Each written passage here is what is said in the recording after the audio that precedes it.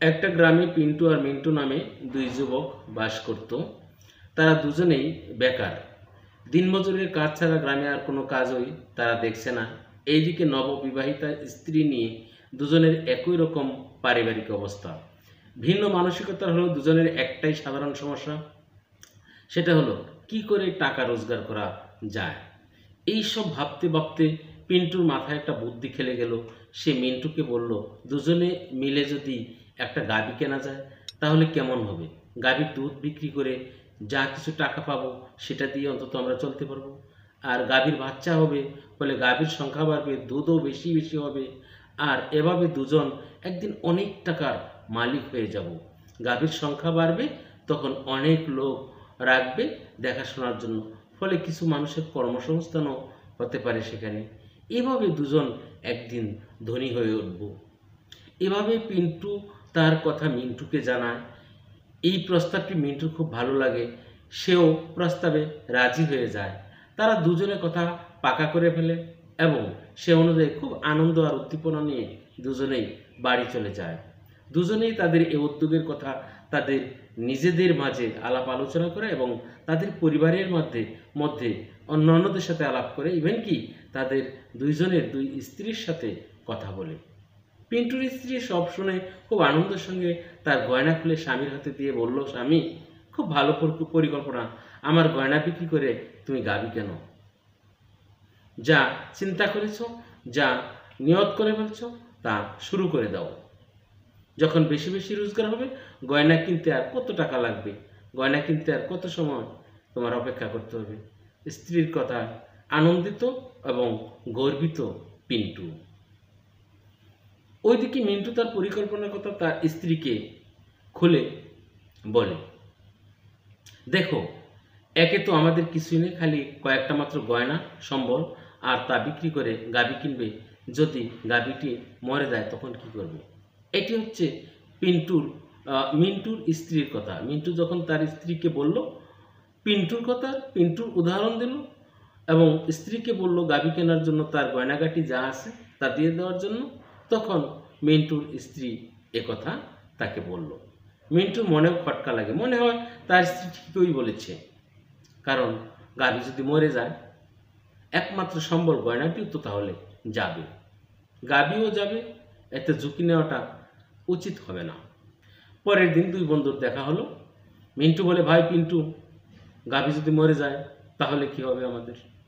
পিন্টু বলল তখন, এত নেগেটিভ চিন্তা করিস কেন, কেনার আগে গাভী মরার কথা ভাবছিস, আর গাভী কেনার কারণেই বা মরতে হবে কেন, গাভী কিনলেই বা মরে যাবে কেন। মিন্টু একই সুরে হতাশ জবাব দেয়, তা তো বুঝলাম যে গাভী মরবে না, কিন্তু ধর যদি মরে যায় তাহলে কি হবে। পিন্টু অত্যন্ত স্নেহ করে জবাব দেয়,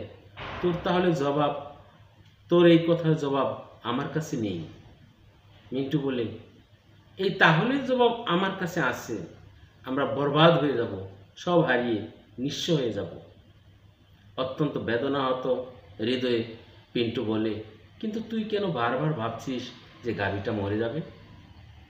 একটু অন্যভাবে ভেবে দেখ না, গাভীটা দুধ দেবে, আমরা বিক্রি করব, প্রথমে পয়সাগুলো জমাবো, তারপর আরও গাভী কিনবো, অনেক অনেক পয়সা হবে, তা দিয়ে গয়না কেনা যাবে, তা দিয়ে বাড়ি বানানো যাবে, তা দিয়ে জমি কেনা যাবে, এভাবে দুধের বড় ব্যবসায়ী হয়ে উঠব আমরা দুজনেই।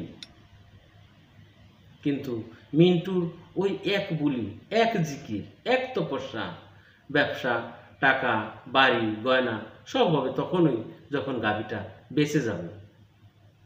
এরপর অনেক বোঝানোর পরও মিন্টু তোতা পাখির মতো বলতে থাকে গাভী মরার কথা। পিন্টু আর বোঝাতে পারলো না, শুধু বলে, দেখো মিন্টু, ওই রকম ভাবলে তুই কোনোদিনও কোনো কাজ করতে পারবি না। এই ধরনের ভাবনা ঠিক না, কারণ তুই আগে অন্ধকার দিকটাই দেখছিস। এইভাবে দুই বন্ধুর তর্ক কয়েকদিন পর্যন্ত চলল। পিন্টু একাই একটা দুগ্ধবতী গাভী কিনে ফেলে। সে এখন আর দিনমজুরের কাজে যায় না, সকাল থেকে সন্ধ্যা গাভীর যত্ন নেয়, গাভী দুধ দেয়, গাভীর দুধ দোহায়। প্রথম কিছুদিন দুধের গ্রাহক খুঁজতে, গাভীর পরিচর্যা করতে একটু কষ্ট হয়েছিল, কিন্তু ধীরে ধীরে পিন্টু এই কাজগুলোতে দক্ষ হয়ে উঠল। আর দিনমজুরের কাজের শেষে মিন্টু রোজ তার কাজে আসতো আর পিন্টুর সংঘর্ষ করার পরিশ্রমের বিষয়টি দেখত। এদিকে মিন্টু কিন্তু বসে নাই। পিন্টুর প্রতিদিনকার সেই কাজের বিষয়গুলো দেখে, পিন্টুর প্রতিদিনকার সেই গাভীর সাথে তার দিন যাপনের সাথে যে একটা যুদ্ধ চলছে সেটি কিন্তু মিন্টু নীরবে নিবৃত্তে দেখছে এবং দেখার জন্য আসেও। আর ভাবে তাদের দিনমজুরের জীবন কত ভালো ছিল। রোজ সকালে কাজে যেত আর বিকেলে ফিরে এসে সন্ধ্যায় কাজকর্মহীনভাবে আড্ডা দিত। এখন পিন্টুর জীবনে আড্ডা দেওয়ার অবসর নেই। তার উপর এত ঝুঁকি নিয়ে কেন সে গাভী কিনল? যদি মরেই যায়, যদি তার সবই চলে যায়। আর ওইদিকে কালো গাভীর মধ্যেই জীবনের আলো দেখতে পায় পিন্টু। সে দ্বিগুণ উৎসাহে কাজ করতে লাগলো। এটা ঠিক যে তার কাছে এখন অবসর নেই, কিন্তু সুন্দর ভবিষ্যতের কল্পনায় সময় নষ্ট করতে আর সে রাজি নয়। এখন আড্ডা দেওয়ার তার আর সময় নেই। এইভাবে দিন যায়।